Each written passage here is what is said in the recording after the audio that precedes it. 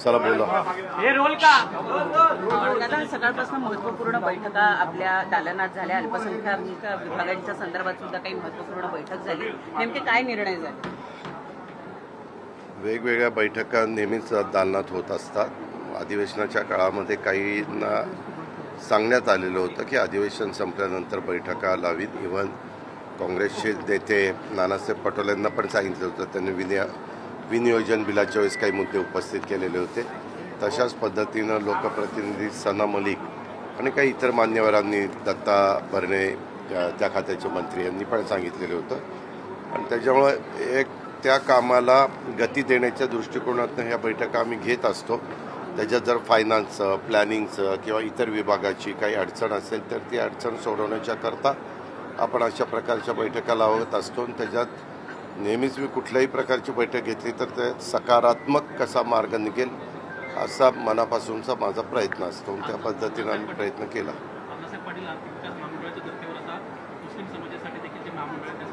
त्याच्यामध्ये पार्टीमागच्या काळामध्ये तिथं आपण केंद्रातनं आपल्याला निधी मिळायचा, तो निधी आपण द्यायचो. परंतु तो निधी देत असताना त्याची वसुली चांगली नसल्यामुळं केंद्राने तो निधी पुढचा द्यायचा थांबवलेला आहे. तर आम्ही तिथं मीटिंगमध्ये असं सांगितलं की त्याची वसुली चांगल्या पद्धतीनं करा किंवा आपण त्याच्यात थोडासा बदल करू. आणि बदल करून जसं अण्णासाहेब पाटील महामंडळाच्या धर्तीवर आपण आता सारथी, महाज्योती, बार्टी आणि इतर आरटी इतर संस्थांच्यामध्ये जी भूमिका घेतलेली आहे त्या प्रकारे तिथं घेऊ. म्हणजे त्यांनी कर्ज काढायचं बँकेचं, बँकेला हमी द्यायची आणि व्याज 5 वर्षाचं सरकारने त्या बाबतीमध्ये भरायचं. पण त्याचं लिमिट किती असावं आणि त्याचं व्याजाचा किती भार सरकारने उचलावा ह्याबद्दलची कॅबिनेट नोट तयार करून कॅबिनेट पुढे तो निर्णय होईल. कारण शेवटी कॅबिनेट सर्वोच्च असते, तिथं तो निर्णय होईल. आणि दरवर्षी साधारण किती लाभार्थींना तो लाभ मिळाला पाहिजे ह्याची पण संख्या ठरवली जाईल. कारण एकदम लाभ मागे तुम्हाला आठवतं आहे की काही भागामध्ये आपण काही निर्णय घेण्याचा प्रयत्न केला तर त्याचा काहींनी गैरफायदा घेतला. देत असताना कुठलाही योजना लोकांच्या करता आपण राबवतो त्याच्यामध्ये गैरप्रकार होऊ नये याबद्दलची काळजी आम्ही घेतोय. दादा, कृषी मंत्र्यांबाबत तुमची भूमिका काय दादा? कारण की कृषी मंत्र्यांचा रमी खेळतानाचा व्हिडिओ जो आहे तो सोशल मीडियावरती व्हायरल झालाय. विरोधक म्हणतात की कृषी मंत्र्यांनी अखेर राजीनामाच द्यावा म्हणून. त्या संदर्भात मला जी माहिती मिळाली ते सभागृहाच्या आतमध्ये घडलेलं आहे. तुम्हालाही माहिती आहे पत्रकार मित्रांनो, विधिमंडळाचा जो एरिया आहे तो राम शिंदेसाहेब आणि राहुल नार्वेकरजी या दोघांच्या अखत्यारीमध्ये येत असतो. त्यांनी पण त्याच्याबद्दलची चौकशी लावलेली आहे अशी माझी माहिती आहे की नक्की तिथं काय झालं आहे. कारण त्यांची एक माहिती मी घेतली तर त्यात असं मला अजून ते समक्ष मला भेटलेले नाहीत. काल मी दुपारी इथं पोहोचलो. दुपारनंतर बाकीचे माझे मीटिंग मी देवगिरीला घेत होतो. आज मात्र मी सकाळपासून इथं आहे. आज खरं तर दिल्लीमध्ये पण एक महत्त्वाचा कार्यक्रम होता. दोन्ही मुख्यमंत्र्यांना बोलवलं होतं. परंतु मुख्यमंत्री काल पंढरपूरचा कार्यक्रम करून डायरेक्ट दिल्लीला रवाना झाले. आणि मी मुख्यमंत्र्यांशी रात्री बोललो की बाबा मी आज मीटिंग पण बऱ्याच लावलेल्या आहेत. तोही कार्यक्रम महत्त्वाचा आहे, ह्या मीटिंग पण महत्त्वाच्या आहेत. आणि 2 नेते तिथं असल्यामुळं मी त्या कार्यक्रमाला न जाता मी इथं थांबून मीटिंग घेत होतो. त्यांनी ते काहीतरी उत्तर दिलं, म्हणजे त्यांनी प्रेस घेतली त्याच्यात की बाबा मी ते खेळतच नव्हतो वगैरे असं. तर त्याच्याबद्दल माझी त्यांची भेट झाली नाही. आज मी इथं होतो. आता बहुतेक त्यांची माझी सोमवारी भेट होईल. अशा प्रकारे मागे देवेंद्र फडणवीसांच्या नेतृत्वाखालचं सरकार आल्यानंतर आम्ही सगळ्याच मंत्र्यांना सांगितलं. आम्हाला इतर पण वरिष्ठांच्या बाबतीत आम्ही सगळ्यांनी चर्चा केली आणि प्रत्येकाने आपल्यावर राज्याची जबाबदारी आपण भान ठेवून बोललं पाहिजे, वागलं पाहिजे, निर्णय घेतले पाहिजे. अशा पद्धतीनं सगळ्यांना सक्त सूचना देवेंद्रजींनी दिल्या, एकनाथरावजींनी दिल्या. मी पण माझ्या लोकांना सांगितलं मागे एकदा त्यांच्याकडनं असंच काही गोष्ट घडून गेली, तेव्हाही मी त्याची दखल घेतली होती आणि त्यांना सांगितलेलं होतं की हे असं होता कामा नये. परत दुसऱ्यांदा घडलं, दुसऱ्यांदा पण मी त्यांना जाणीव करून दिली, इजा झाले बिजा झाले, तिजाची वेळ आणू नका. परंतु आता ह्या बाबतीमध्ये ते म्हणतायत मी ते करतच नव्हतो. नक्की काय आहे हे निष्पन्न होईलच. परंतु मी सोमवारी मी आहे का नाही, सोमवारी मी असेल तर सोमवारी नाही तर मंगळवारी त्यांना बोलून त्यांच्याशी समोरासमोर चर्चा करणार आहे आणि त्याच्यानंतर मी काय तो निर्णय घेणार. परंतु रोहित पवार जर तथ्यता आढळली तर काय कारवाई? त्याबद्दल तो निर्णय आमच्या अखत्यारीतला असेल. मुख्यमंत्री आम्ही ठरवून तो निर्णय घेऊ. कृषी मंत्री खोटं बोलतात असं रोहित पवार एक म्हणतात. मिनिट, बाकी कोण काय बोलतंय त्याला माझ्याला काही घेणं देणं नाहीये. शेवटी ह्या बाबतीमध्ये आम्ही महायुतीच्या सरकारमध्ये काम करत असताना आमच्या कुठल्याही व्यक्तीकडनं, कुठल्याही मंत्र्यांच्याकडनं, राज्यमंत्र्यांच्याकडनं, नेत्यांच्याकडनं महायुतीला कुठंतरी कमीपणा येईल अशा प्रकारचं वक्तव्य कुणाकडनंच होता कामा नये. माणिकराव कोकाटेच नाही तर या अधिवेशन काळात फक्त माणिकराव कोकाटे नाही तर योगेश कदम असतील, संजय गायकवाड असतील, संजय राठोड असतील, संजय शिरसाट असतील, यांची सगळ्यांचीच प्रकरणं बाहेर येताना दिसली. त्यामुळे महायुतीतल्या अनेक मंत्र्यांवर येत्या काळामध्ये गाज येईल असं बोललं जाते. याबद्दलचा निर्णय आपल्यालाही पत्रकार मित्रांनो माहिती आहे की राज्याचे मुख्यमंत्री कुणीही असले, मागे जसं एकनाथराव शिंदे होते, आता देवेंद्रजी आहे, मुख्यमंत्री महोदयांचा तो अधिकार असतो. आता हे मुख्यमंत्री असतील किंवा मागचे एकनाथरावजी असतील, ते तिघांशी चर्चा करायचे, त्याबद्दलचा निर्णय घ्यायचे. त्याबद्दल शेवटी हे 3 पक्षाचं सरकार आहे. इतर पण मित्रपक्ष RPI आणि इतर पण आहेत, त्याच्यात नाही असं नाही. पण याबद्दल सहसा काही घडलं तर NCPच्या मंत्र्यांच्याबद्दल घेतलं तर त्याची जबाबदारी राष्ट्रवादी काँग्रेस पक्षावर जास्त असते. अर्थात राज्याचे प्रमुख म्हणून देवेंद्रजी त्याबद्दलचा निर्णय घेऊ शकतात. तसंच एकनाथरावजींच्या पक्षाच्या बाबतीतचा आहे आणि देवेंद्रजींच्या पक्षाचा.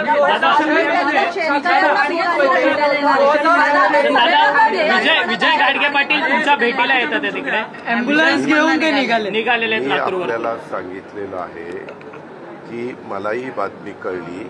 वास्तविक कुणी आम्हाला पुढेही भेटायला येऊ शकतं. लोकशाहीमध्ये आम्ही लोकांचं प्रतिनिधित्व करतोय, सरकारमध्ये आहे. सरकार हे सर्वांचं असतं, त्याच्यावर प्रत्येकाला तो अधिकार आहे. परंतु ती जी घटना घडली त्या घटनेच्याबद्दल पत्रकार मित्रांनो आपल्याला माहिती आहे, मला समजलं मी ट्विट केलं. ट्विट करून मी माझी भूमिका अतिशय स्पष्ट केली. त्याबद्दल मी ताबडतोब त्या व्यक्तीला राजीनामा द्यायला लावला. किंवा हे असं आपण ज्यावेळेस शाहू फुले आंबेडकरांच्या विचारधारेचा विचार करतो किंवा सुसंस्कृत महाराष्ट्राची समाजकारण राजकारण कसं असलं पाहिजे ते स्वर्गीय यशवंतराव चव्हाण साहेबांनी या महाराष्ट्राला राज्याचे पहिले मुख्यमंत्री म्हणून त्यांनी जी शिकवण दिलेली आहे त्या शिकवणीनं पुढं गेलं पाहिजे. त्याला कुठंतरी गालबोट लागलं गेलेलं आहे आणि त्याच्यामुळं ती जबाबदारी स्वीकारून मी त्यांचा राजीनामा घ्यायला त्यांना द्यायला सांगितलं, त्यांनी तो दिलेला आहे. परंतु सूरज चव्हाणांना एक वेगळा न्याय आणि 2006 के जो सीरियल ब्लास्ट है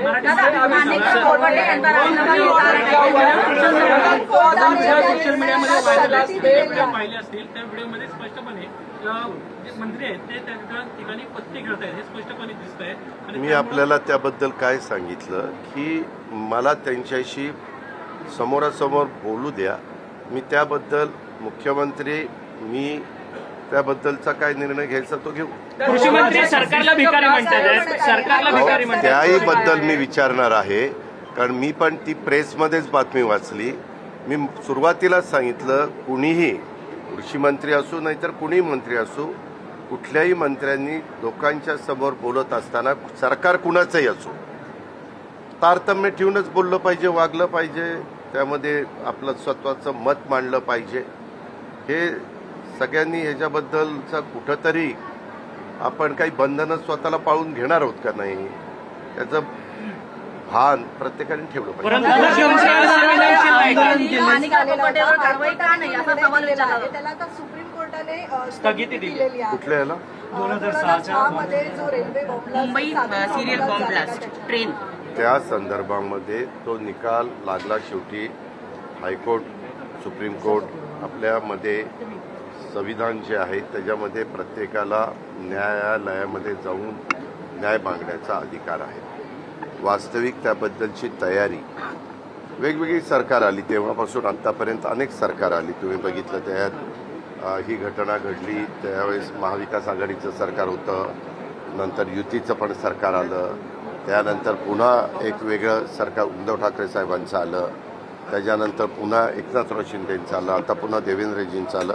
अशा अनेक सरकार येऊन गेली. मला वाटतं सुरुवातीला पृथ्वीराज चव्हाण साहेबांचं पण होतं किंवा सुशीलकुमार शिंदे होते, विलासराव देशमुख होते. कारण ही घटना घडल्यापासून तुम्ही जर बघितलं तर अनेक जण सुशीलकुमार शिंदे नाही, विलासराव देशमुख यांच्यापासून सुशीलकुमार शिंदे 2003-4ला होते. सगळ्यांनी आपापल्या परीनं त्याच्यामध्ये ती केस कशी चांगली राहील आणि व्यवस्थितपणे सगळे पुरावे कसे सादर करता येईल याबद्दल पोलीस यंत्रणा पण काम करत होती. चांगले आपण वकील पण दिलेले होते. परंतु शेवटी न्यायव्यवस्थेचा तो निर्णय असतो. परंतु तो निर्णय ऐकल्यानंतर राज्याच्या प्रमुखांनी पण सांगितलं की आम्ही सुप्रीम कोर्टामध्ये जाणार आणि सुप्रीम कोर्टाला पुढं जाऊन पुन्हा तिथं ही केस मांडणार, चांगले वकील देणार आणि जे दोषी असतील त्यांना शासन कसं होईल हा प्रयत्न करणार.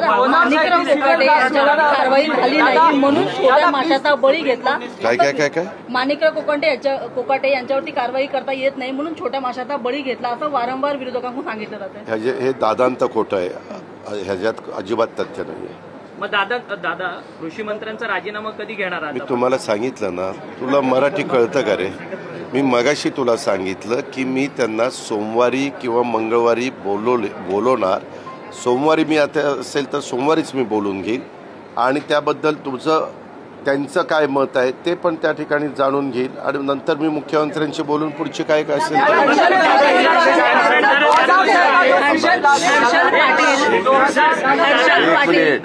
हर्षल पाटील या कंत्राटदाराने आत्महत्या केलेली आहे, त्याचे पैसे त्याला मिळाले नाहीत. आज सकाळच्या 10 वाजताची एक मीटिंग झाली. त्याला चीफ सेक्रेटरी आले होते, आम्ही बरेच जण होतो, प्लॅनिंग होतं, फायनान्स होतं, बरेच अधिकारी होते. मी आता सगळ्यांची नावं घेत नाही. त्यावेळेसच मी माहिती घेतली. ह्याबद्दल कॉन्ट्रॅक्ट दिलेलं आहे ते एका कॉन्ट्रॅक्टरला दिलं. माझ्याकडची जी माहिती उपलब्ध आहे त्याच्यात त्यांनी सब कॉन्ट्रॅक्टर नेमलेला आहे. आमचा संबंध येतो हा कॉन्ट्रॅक्टरशी येतो. उद्या तू कॉन्ट्रॅक्टर म्हणून काम घेतलं आणि तुला आम्ही काम दिलं, तुझे बिलं येतील तसे आम्ही तुला पैसे देणार. तू ह्याला सब कॉन्ट्रॅक्ट नेमलेला असेल, सब कॉन्ट्रॅक्टरला पैसे देण्याचा अधिकार आमचा नाही आहे, अधिकार तुमचा आहे. आता तुमचं आणि त्यांचं काय झालं त्याची आम्हाला माहिती नाही आहे. म्हणूनच आत्ता काय होतं, तुम्ही बरेच पत्रकार मित्र लगेच ब्रेकिंग न्यूज सुरू करता. वास्तविक ह्या ब्रेकिंग न्यूज सुरू करण्याचा तुम्हाला पूर्णपणे लोकशाहीमध्ये अधिकार आहे, ह्याबद्दल दुमतच नाही. पण तुम्ही दुसरी पण बाजू, जसं मधी आपल्या कोंडव्याला जे घडलं, लगेचच ते असं झालं तसं झालं, हे झालं ते झालं, परंतु 2-3 दिवसानं काय निष्पन्न झालं ते तुम्ही बघितलं. तसं ह्यामध्ये कोण कॉन्ट्रॅक्टर आहे, कारण मी तिथं विचारलं. जीवन प्राधिकरण, आपल्या जलजीवन ही जी योजना आहे ही केंद्र सरकारची योजना आहे. 50% केंद्राचा निधी, 50% राज्याचा निधी. आपण त्यांचा निधी येईल तसे आपण तिथं मॅचिंग ग्रँट देतो. कधी कधी आपण आपलेही पैसे तिथं अधिकचे देतो. त्यामुळं हे काही आम्ही त्यांना कॉन्ट्रॅक्ट दिलेलं नव्हतं. तरी पण एखाद्या व्यक्तीचा जीव जाणं किंवा त्यांनी स्वतः खुदकुशी करणं, आत्महत्या करणं, त्याच्यामागची नक्की काय कारणं आहेत ह्याबद्दलचा तपास पोलीस यंत्रणा करते. त्याच्यामध्ये काही मोबाईल पण चेक केले जातात किंवा मोबाईलमध्ये वेगळं काही आहे का, काही त्यानं लिहून ठेवलेलं आहे का, त्यांनी ते गोष्ट करायच्या आधी कुणाकुणाला फोन केलेले आहेत, काय त्यांचं संभाषण झालेलं आहे, अशा प्रकारचा सगळी माहिती पोलीस यंत्रणा त्या ठिकाणी मिळवती. पण मी आपल्या मार्फत राज्याच्या जनतेला सांगू इच्छितो झालेली घटना अतिशय दुर्दैवी आहे, पण त्याला आम्ही काम दिलेलं नव्हतं. काम दुसरा कॉन्ट्रॅक्टर करत होता, त्याच्या हाताखाली हा कॉन्ट्रॅक्टर काम करत होता, अशी आज सकाळच्या 10च्या मीटिंगमध्ये माझी माहिती.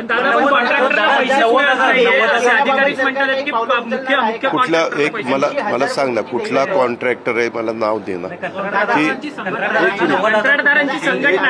कुठल्या कॉन्ट्रॅक्टरचं बिल दिलं गेलं नाही त्याचे नाव दे. मला नाव द्या ना बाबा. आता एक त्याच्यामध्ये मी फक्त तुम्हाला एवढीच विनंती करतोय, मला यादी द्या की कुणाची बिलं काय. असं नुसतं बोलणं खूप सोपं असतं, बिलं मिळत नाही. बिलं देण्याच्या करता काही नियम असतात.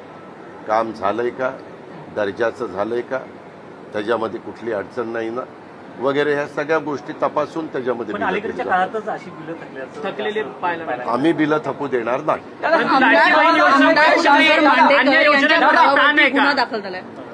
तुम्ही काळजी करू नका, कुणावर कुठला ताण नाहीये. सरकार व्यवस्थितपणे जी काही जबाबदारी ते पार पाडते.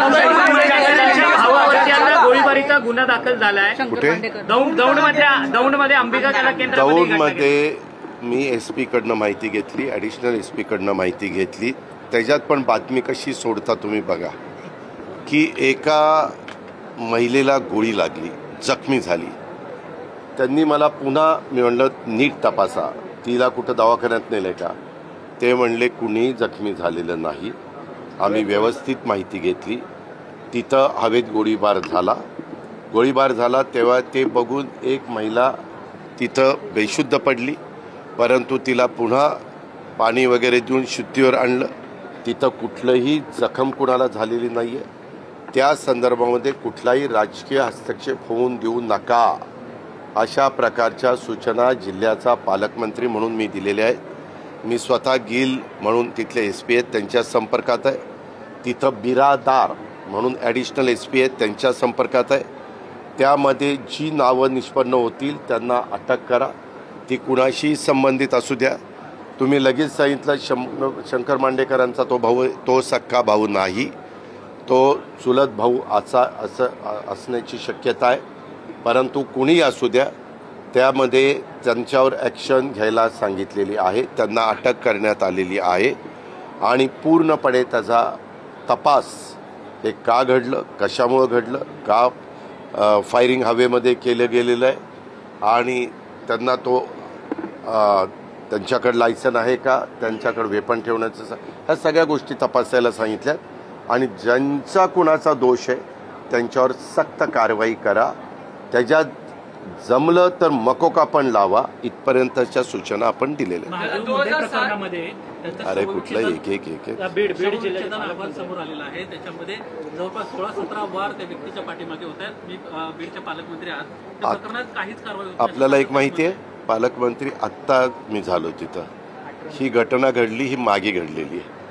त्याचा जे काही रिपोर्ट आलेला आहे तो रिपोर्ट आत्ता वेगवेगळे चॅनल दाखवत आहेत, पेपरमध्ये आलेला आहे.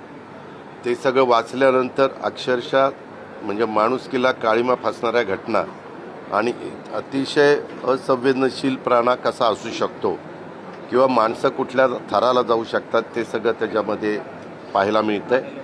त्याच्या संदर्भामध्ये पूर्णपणे गुन्हा दर्ज गेलेला आहे.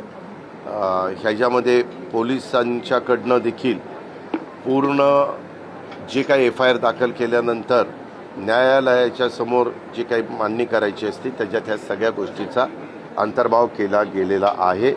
आणि जो कोणी दोषी असेल त्याला त्याच्यामध्ये न्यायव्यवस्था निश्चितपणे कडक शासन करेल, हा आम्हाला विश्वास आहे, खात्री आहे.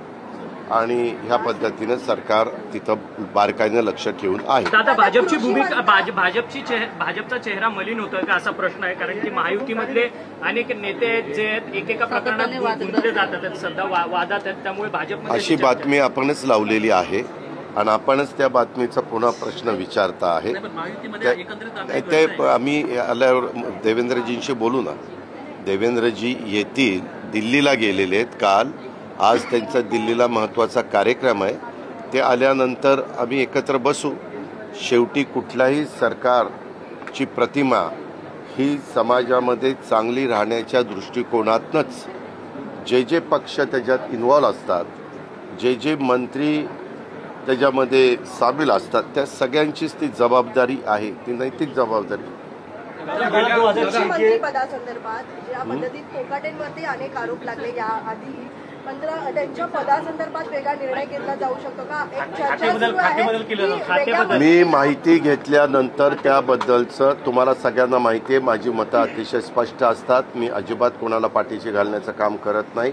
मी चूकला चूकच म्हणतो, बरोबरला बरोबरच म्हणतो. एखाद्यावर अन्याय झाला तर त्याच्यावर अन्याय झाला असंच म्हणतो. याबद्दल तुम्ही सगळी काही माहिती द्यायचं काम केलेलं आहे. आता ज्या व्यक्तीच्या संदर्भात आहे त्या व्यक्तीला मी समोर बोलून त्यांचं काय म्हणणं आहे याच्याबद्दल ते जाणून घेईन आणि त्याच्यानंतरचा निर्णय आम्ही घेऊ. सध्या राज्यामध्ये मराठी आणि गेल्या काही वर्षांपासून कृषी विभागाचा महाराष्ट्राचा अतिशय वादग्रस्त झाला आहे. अनेक म्हणजे धनंजय मुंडेंना राजीनामा द्यावा लागला, तो काही कृषी विभागाचे आरोप होते. आता कोकाटे अडचणीत आलेले आहेत. नाही, एक मिनिट.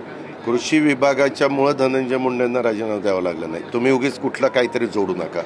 तुम्हालाही माहिती आहे की तिथं कशामुळं त्यांनी त्याच्यामध्ये राजीनामा दिला. पण त्याच्यावरती सध्या मराठी आणि हिंदी खाता आहे. डिपार्टमेंट आहे जे महसूल विभागापाठोपाठ मानलं जातं राज्यामध्ये. एकेकाला विचारतो ही कुठली पद्धत झाली तुमची? तर पहिलं मराठी इथं चालतं. हा महाराष्ट्र आहे शिवशाह फुले आंबेडकरांचा. ते झाल्यावर मग हिंदी. दादा सध्या राज्यामध्ये सॉरी इतकी आस्था आहे तर या संदर्भात कृषी क्षेत्राचं काही ड्राफ्टिंग चेंज करणार आहात का? आणि या संदर्भात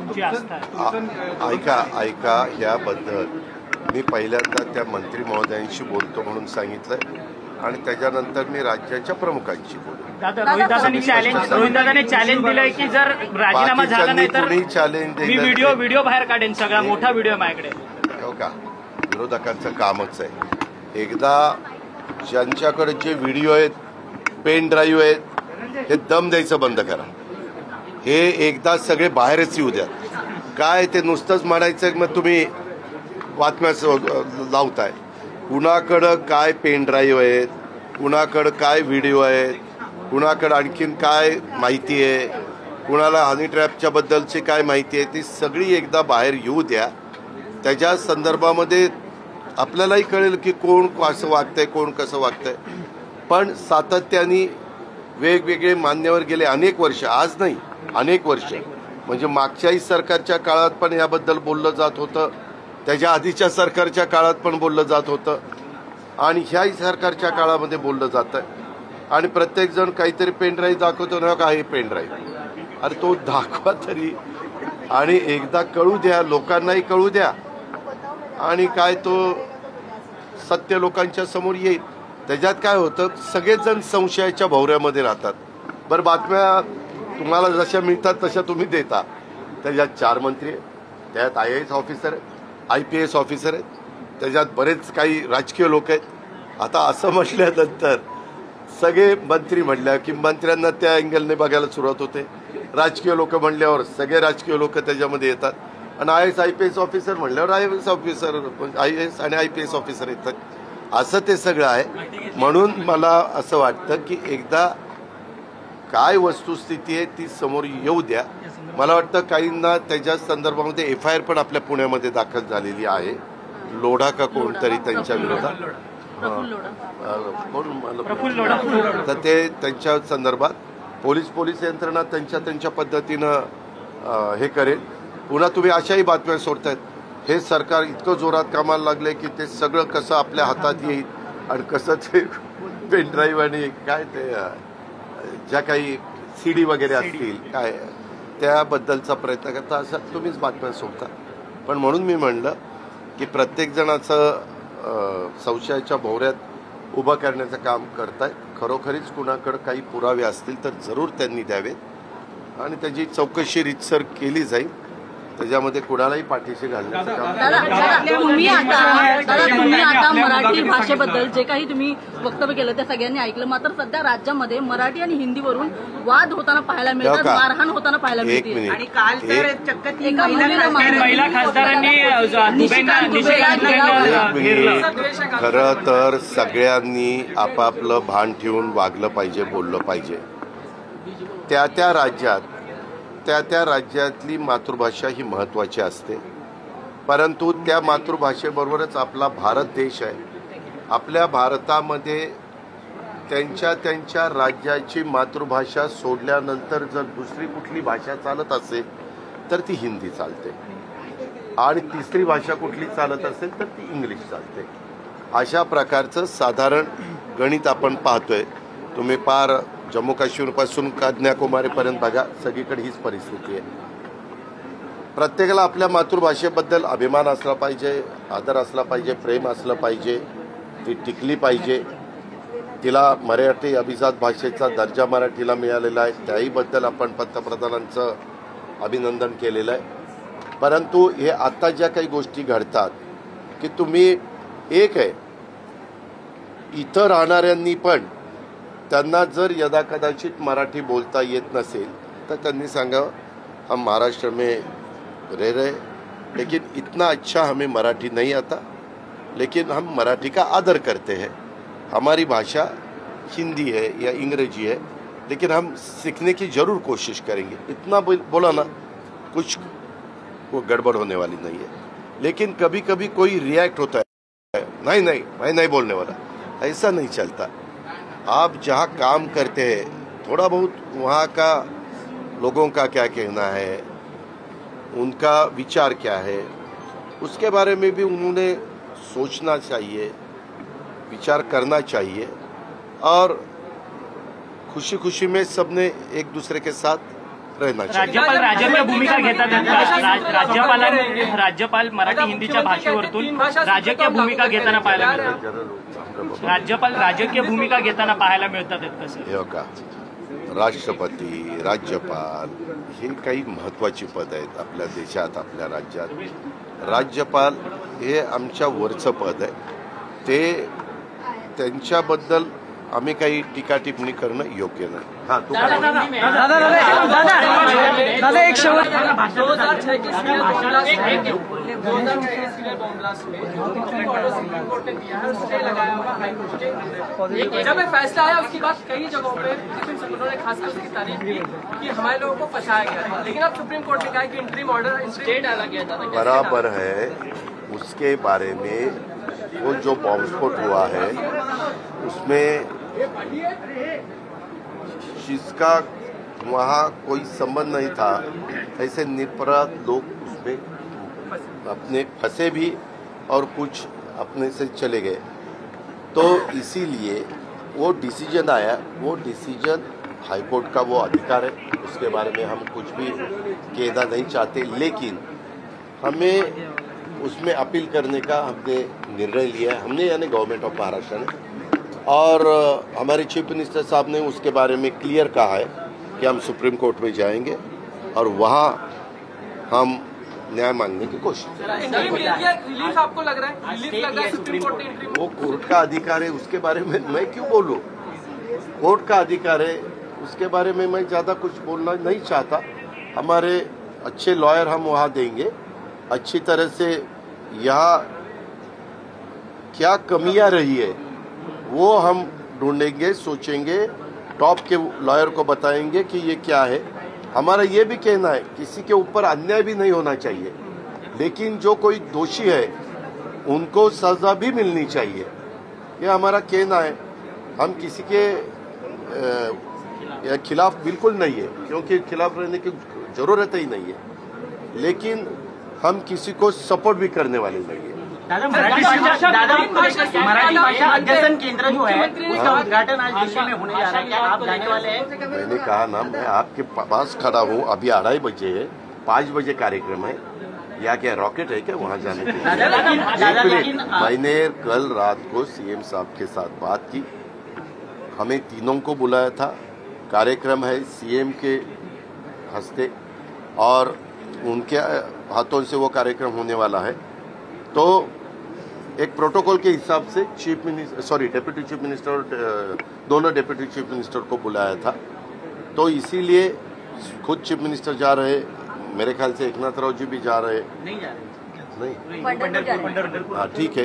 तो चीफ मिनिस्टर पूरा उनका ही वो मेन है, तो वो गए तो भी चलता है। सवाल ये उठ रहा है कि क्या उदय सामंत उनके विभाग का ये कार्यक्रम है, उसके बावजूद एकनाथ शिंदे नहीं जा रहे हैं। यूडी डिपार्टमेंट की कोई भी फाइल अगर मंजूर करनी हो तो सीएम के थ्रू ही होगी। ये जो खबरें चल रही है उस नाराजगी की वजह से वो नहीं। अरे बाबा, ये बिल्कुल इतना गलत है। आप तो कुछ भी न्यूज देते हैं, ऐसा नहीं है। उनको कुछ काम होगा इसीलिए वो रुके। मुझे भी यहाँ मीटिंग का काम था, इसीलिए मैंने कल सीएम को बताया कि सीएम साहब मैं नहीं आ सकता। वो बोले ठीक है, मैं कार्यक्रम ना, लेकिन निधि के बंटवारे को लेकर खबरें बार बार आती है कि मुख्यमंत्री का पूरा कंट्रोल है, फाइलें मुख्यमंत्री ही तय करेंगे। ये देखो, सच है? कोई भी हो, कल तू भी राज्य का चीफ मिनिस्टर बनेगा तो तुझे ही अधिकार रहता है। Chief minister wholesale power chief minister के पास रहती है। जो भी सक्सेस होता मिलता है उसका क्रेडिट चीफ मिनिस्टर को जाता है। कुछ दूसरा कुछ कारण हुआ तो उसकी जिम्मेवारी भी चीफ मिनिस्टर के ऊपर जाती है। पूरे कैबिनेट उसमें उसके लिए जिम्मेवार है, लेकिन फाइनल अथॉरिटी तो चीफ मिनिस्टर है।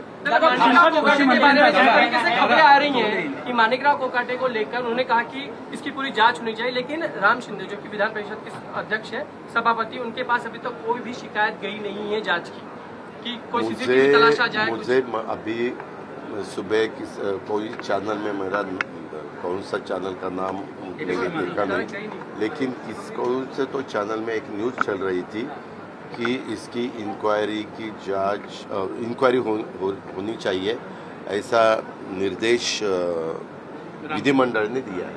दादा, माणिकराव जिस तरीके से बिहेव करते हैं सभागृह में, दादा जिस तरीके से करते हैं। एक मिनिट रे, विधान परिषदेमध्ये कृषी मंत्र्यांनी ऑन रेकॉर्ड सांगितलं की 2023 पासून जो कृषी विभागाला निधी मिळण्यासंदर्भातला विषय होता तो पूर्ण झालेला नाही, त्यामुळे निधी देताना अडचणी येत आहेत आणि त्यामुळे नवीन कामं होऊ शकत नाही। त्या अडचणी मी दूर करीन वित्तमंत्री म्हणून, काळजी करू नको। जो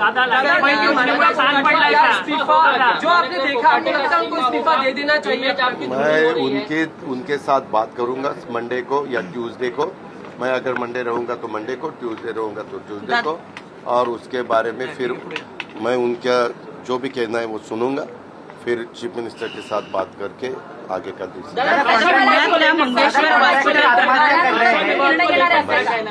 सचिवालयाची रिपोर्ट जी येणार आहे, सचिवालय नाही, मंत्रालय रिपोर्ट जी येणार आहे, त्याच्यानंतर मग तुम्ही निर्णय घेणार आहात का माणिकराव कोकाटे यांच्या नाही? तो मी कधी घ्यायचा तो मी कधी ठरवून ना बाई। तो आता मगापासून माझी प्रेसच ऐकली नाही। मी 50 वेळा सांगितलं की सोमवारी मी असेल तर सोमवारी मी त्यांच्याशी बोलीन, मंगळवारी असेल तर मंगळवारी बोलीन, वाटल्यास तुला पण बोलून घेईन। आम्ही दोघं आतमध्ये बसलोय तुम्हाला, अगं त्यांचं ऐकून तर घेऊ दे।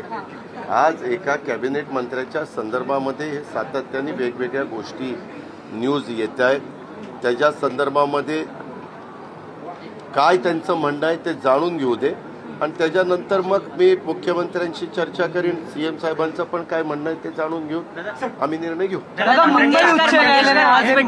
मंगेशकर हॉस्पिटलचं प्रकरण ज्यावेळेला आलं त्यानंतर शासनाने एक समिती नेमली की जी सुद्धा धर्मदाय हॉस्पिटल्स आहेत तिथल्या ज्या जागा या लोकांना, गरीब लोकांना मिळायला पाहिजे त्या मिळत आहेत किंवा नाही। न्यूज 18 लोकमतने एक स्टिंग ऑपरेशन केलं, त्यात असं आढळलंय की पुण्यातले अनेक नामांकित हॉस्पिटल्स असे आहेत ज्याच्यामध्ये या जागा ज्या आहेत त्या सर्वसामान्य नागरिकांना मिळतच नाहीये।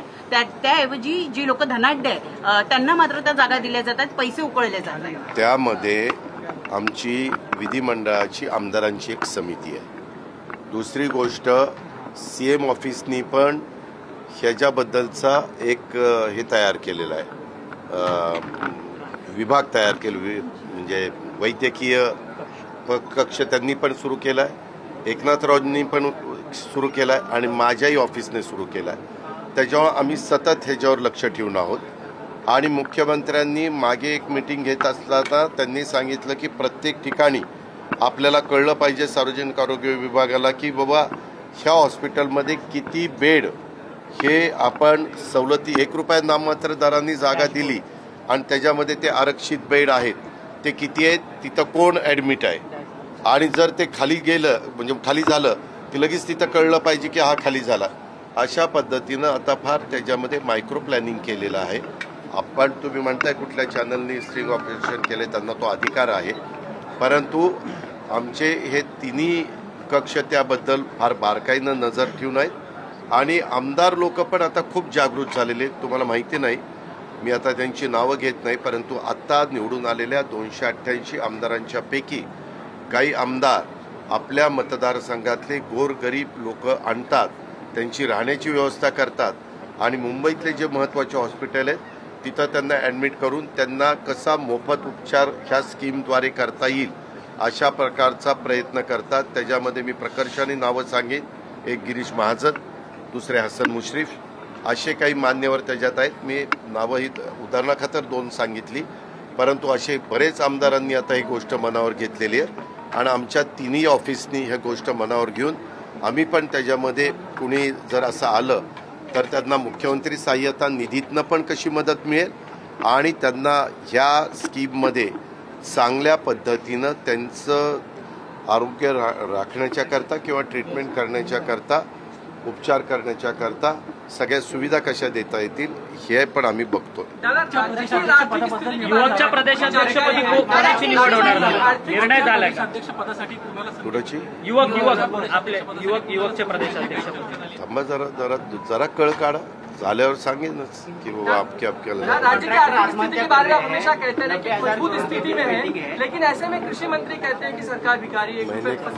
मैंने कहा ना कि उसके बारे में पहला 1 रुपये में क्रॉप लोन हमने इंश्योरेंस किया था, लेकिन उसके बाद हमें पता चला कि वहाँ जो किसानों को फ़ायदा होना चाहिए वो फ़ायदा नहीं हो रहा है. बाकी के कुछ लोगों ने उसमें गड़बड़ की और अलग जो लैंड है किसानों की नहीं, समझो ऐसी गायरन है या कोई देवस्थान की है, उस लैंड के ऊपर उन्होंने इंश्योरेंस क्रॉप दिखाया और इंश्योरेंस लिया, इसीलिए हमने वो कैंसिल किया. अभी भी हम उसके बारे में हमारे फार्मर्स को कोई तकलीफ नहीं आनी चाहिए, इसीलिए हर साल 5,000 करोड़ रुपया यानी 5 साल का 25,000 करोड़ रुपए का एक प्रावधान किया है और उसमें हम इस 5,000 टोटल 5 साल में 25,000 करोड़ में से हमारे महाराष्ट्र के फार्मर्स को ज़्यादा से ज़्यादा मदद देने की हमारी कोशिश है.